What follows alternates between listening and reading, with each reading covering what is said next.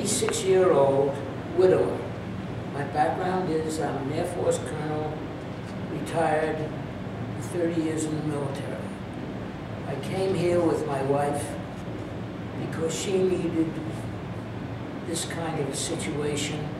She could not walk too well. She had peripheral neuropathy, diabetes, and started to get slightly dementia. And we needed someplace where she was safe and it was quiet. So I devoted my life to her for those several years, and she passed away almost a year ago. I've been in this institution. It's not an institution. It's a group of nice people that run this place for about 2 years. What I see a lot of is what Debbie talks about, the need for socialization. A lot of these widows that I see who've lost their husband are still living in the past by themselves with them. You talk to them and everything, well, Charlie did this, or Sam and I used to do this, and someone has got to tell them really to move on.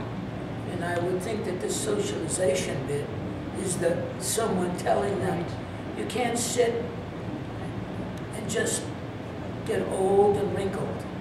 You got to move around and earn those wrinkles. You have to create a future instead of living in the past. That's right. And there is I'm looking at my future, I look at longevity, okay? That basically, you're talking about future. In 1985, I had a mild cardiac infarction. It struck me short, and all of a sudden, a great strong guy, realized that, hey, we're all at risk. And so I started to look toward a program that will let me live longer. It helped me to help my wife. Right. And it really is something, there are so many things that we can do to make our life a lot better. What you eat is very important. The exercise that you do. No, places like this will let people stay younger. Okay. But at base, on the base when I was on active duty, I had them start some sort of a program where,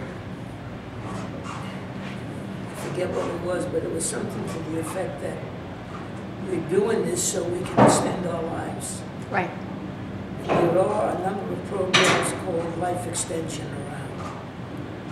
I got very interested in this kind of material, and I belong to a lot of organizations, hospital research organizations that put out wellness letters for people over 50, or Tufts University that deals specifically in foods and their relationship to longevity. And these are the things that we should all get involved in to learn. And this young lady here is trying to bring all these things together. Right. I've taken a course in Tai Chi, she's great. In Asian arts, self-protection with the canes and whacking each other. But really it's exercise. Right. To give people confidence in their ability to do things. You can't wait till you have your first heart attack to start taking care of yourself. It should start in public school. Yes, it should. So, I have been fortunate enough to live these many years, but I have to tell you honestly, every once in a while I need French fried potatoes. Just crisp, of course. I'm not into meat anymore. I'm into chicken and fish, and vegetables, and fruit. And you can do a lot of living just on those kinds of things. And I have gone from, when my wife passed away, I was around 157. Wait, not years, maybe I'll live that. On the other hand, today, this morning, I was 135.6. That's impressive. That's right. And a lot of what I had is gone.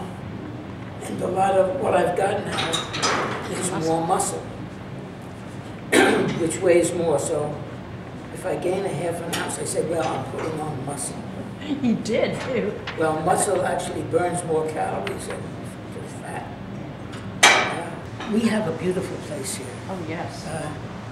We have what they call a pond, and it's through a wooded area. And in the summertime, when it's hot out and you walk through this woods, and it's cool because of some shade, and you come to this beautiful pond, and there are geese, ducks, and fish. And I adopted one little mallard. She's not that big. She's gone now we call her Ducky. And I would walk down to the pond, and I would call out, Ducky. This little duck would come. You had her tamed. Yeah, beautiful. So there are joys here, okay? And there are enough. There's a cycle club, there is a story book thing, you name it. And this young lady runs around. Well, I've taken 1, 2, 3, 4, around 4 of her programs. I drop out here, and but the beauty about these programs is they don't take attendance. Right. You learn at your own rate, and if you get tired or bored, you move to something else. You move to something else. So there is a lot of benefit to having places like this with people like this lady here to push these kinds of programs. This is a good program that we have here. Now, Debbie's telling me it's a start. But if we can show well, I don't say everybody's going to grab hold and get 10 years younger from doing what they're doing. But they're going to live longer, they're going to feel better, they're not going to whatever. So these are the things we have to do. And the things are available. I was going to say the faculty or the people that run this program are with it, okay? And we have to jazz up a lot of the people around here. They're nice people, they're good people, they're solid and all that. But they're not being active. That's right. Do you think your wife would have benefited from a program like this? Yes, she would have. In fact, what we started to do before the dementia started to get her, was we were doing exercise, weight training for her, with her arms, which made her stronger, made her feel better. So, you do what you can. You're not going to change the world. But you're going to change yourself. Oh, yes. I'll be a sterling example.